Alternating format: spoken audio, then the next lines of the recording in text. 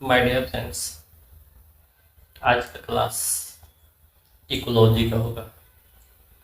Ecology, जी हाँ, ecology यानी पारिस्थितिकी। पारिस्थितिकी जो हम लोग पढ़ते हैं उसी क्लास आज पढ़ा होगा। तो फर्स्ट ऑफ ऑल हम लोग जानेंगे कि पारिस्थितिकी कहते किसको है, यानी इकोलॉजी किसको कहते हैं, ये क्या कहलाता है, इसमें हम लोग क्या पढ़ते हैं। तो आज का वीडियो हमारा इसी टॉपिक पर रहेगा, इकोलॉजी के बारे में। देखते हैं डिफिनीशन से हम कि इकोलॉजी है क्या। तो ecology discipline of study between environment and animals. Animal और इन्वायरमेंट, ये दो चीजें आ गई, इसी के बीच का जो पारस्परिक संबंध है वही हमारा इकोलॉजी है। इकोलॉजी सब्जेक्ट में हम लोग इसी के बारे में पढ़ते हैं।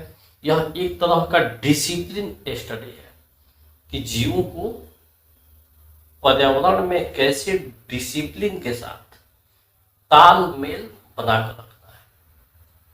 तो इकोलॉजी सब्जेक्ट में हम लोग किसको, जीवों के और पर्यावरण के डिसिप्लिन के बारे में पढ़ते हैं कि कैसे कोई जीव एक दूसरे को ऐसे सिचुएशन से, ऐसे संबंध से रखे जिसमें वो डिसिप्लिन में रहे और अच्छे तरीके से अपने जीवन यापन को कर सके।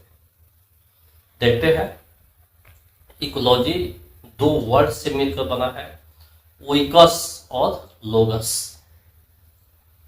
ओइकस और लोगस। तो ओइकस का अर्थ होम होता है, घर होता है, आवास होता है, और लोगस का अर्थ अध्ययन या स्टडी होता है। तो इस तरह से हम लोग देखेंगे कि घर के बारे में जिसमें हम अध्ययन करते हैं वही क्या होता है, इकोलॉजी होता है। हम लोग पॉइंट वाइज इसको डिनोट करते हैं, समझते हैं। इकोलॉजी में जीवों का अध्ययन उसके इन्वायरमेंट यानी पर्यावरण के अनुसार किया जाता है।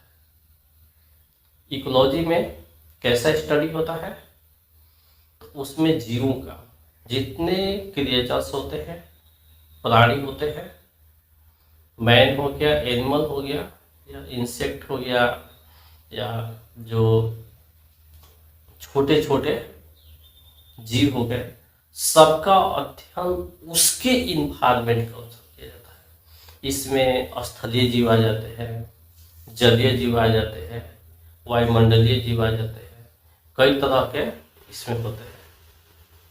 तो इस तरह से इन लोगों का स्टडी किया जाता है उनके पर्यावरण के हिसाब से।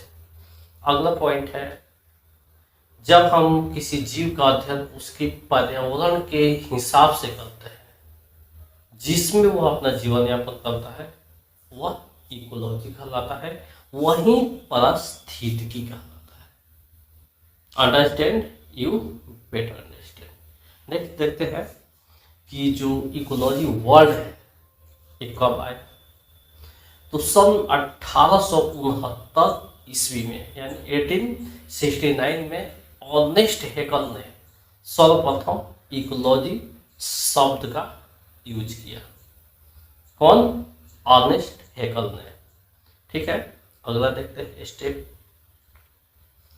जैविक और अजैविक के बीच के संबंध, यानी लिविंग और नॉन लिविंग जो थिंग्स होते हैं उनके बीच जो रिलेशनशिप होता है वह हम लोग इकोलॉजी में उसका अध्ययन करते हैं, स्टडी करते हैं। सामान्य अर्थ में हम देखें तो इकोलॉजी में इन्वायरमेंटल बायोलॉजी भी कहते हैं। इकोलॉजी को क्या कहते हैं?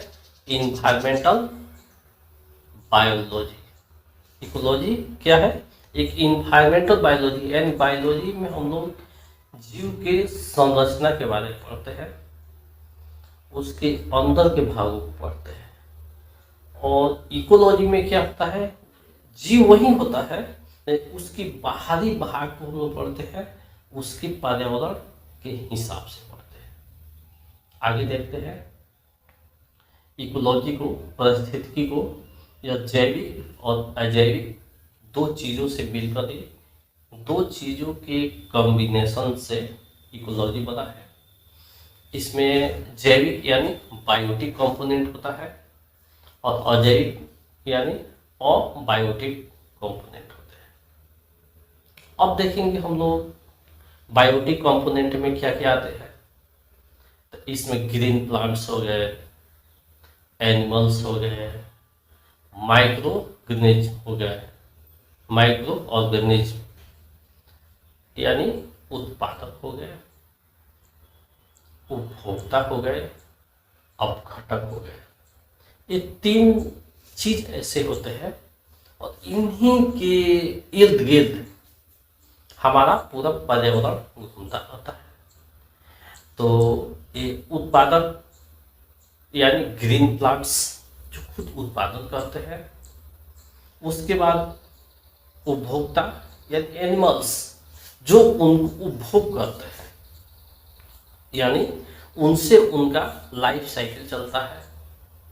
और लास्ट वाले होते हैं माइक्रो ऑर्गेनिज्म यानी अपघटक, यानी उन जीवों को एट लास्ट में क्या करते हैं, इस मिट्टी में उन्हें मिला देते हैं अपघटित करके। यहाँ हम लोग देते हैं अबायोटिक कंपोनेंट्स में, इसमें वाटर हो गया, पानी हो गया, एयर हो गया, हवा हो गया, लाइट हो गया, एक प्रकाश जो दिख रहा है लाइट हो गया, सॉइल हो गया, टेम्परेचर हो गया, साउंड हो गया।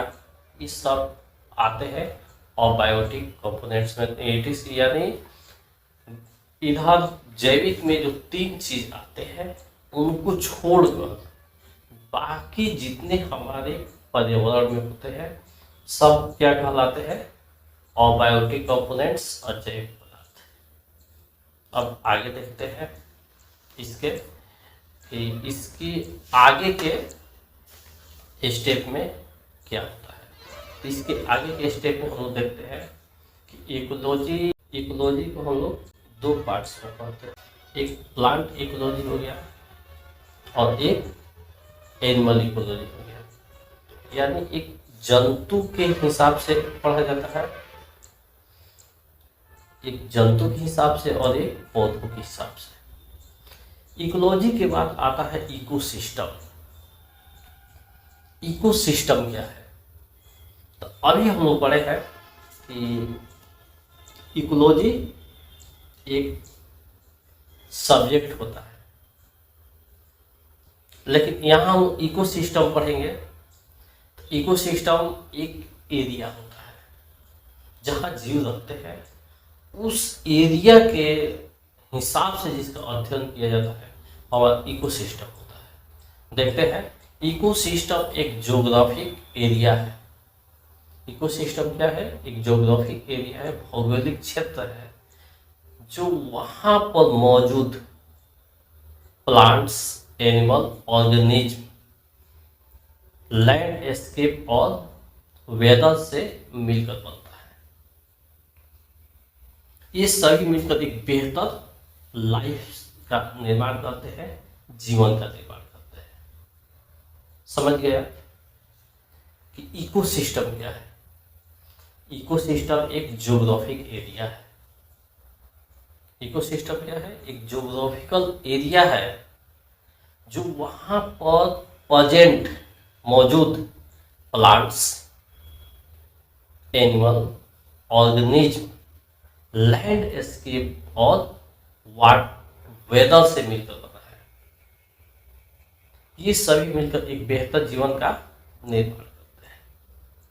ये हमारा क्या हो गया, इकोसिस्टम, वहाँ के एक क्षेत्र विशेष हो गया। तो इकोसिस्टम में भी दो प्रकार की चीज होते हैं, एक बायोटिक होता है, एक अबायोटिक। बायोटिक यानी लिविंग थिंग्स और अबायोटिक यानी नॉन लिविंग थिंग्स। तो इसका जो यूज हुआ इकोसिस्टम वर्ड का, तो 1935 में सर्वप्रथम टेंसले महोदय ने इकोसिस्टम वर्ड का यूज किया था। यानी 1935 ईस्वी में सर्वप्रथम टेंसले महोदय ने इकोसिस्टम वर्ड का यूज किया था। तो इस प्रकार से आज की क्लास में हम इकोलॉजी को देखें कि इकोलॉजी क्या है और इसमें क्या होता है, और इसके साथ ही इसके अगले स्टेप इकोसिस्टम के बारे में भी थोड़ा बहुत अध्ययन किए। तो इस प्रकार से आप लोग इसको देखकर अध्ययन और अध्यापन कर सकते हैं। यह क्लास हाई स्कूल और +2 के लेवल का है, तो इसको देखते रहिए, पढ़ते रहिए, अपने फ्रेंड्स में भी शेयर कीजिए, ताकि घर बैठे उनका भी जो एजुकेशनल हेल्प है इजली वे से हो सके और जो मेकअप होता है वो कंप्लीट हो सके। मेकअप तो आप लोग समझ चुके होंगे इतने दिन का क्लास करने के बाद से कि सब मेकअप कहते किसको है, तो सब मेकअप उसी को कहते हैं, किसको, यानी जो छूटा हुआ है कहीं कहीं, उसको हम लोग इस चैनल के माध्यम से पढ़ लेते हैं, वो हमारा मेकअप हो जाता है। तो इस तरह से आप लोग समझ सकते हैं। I hope you understand, you better understand. मुझे आशा है कि आप लोग इजली वे से इसे समझ गए होंगे। इसको देखते रहिए, पढ़ते रहिए, अपने फ्रेंड्स में भी शेयर कीजिए। थैंक्स।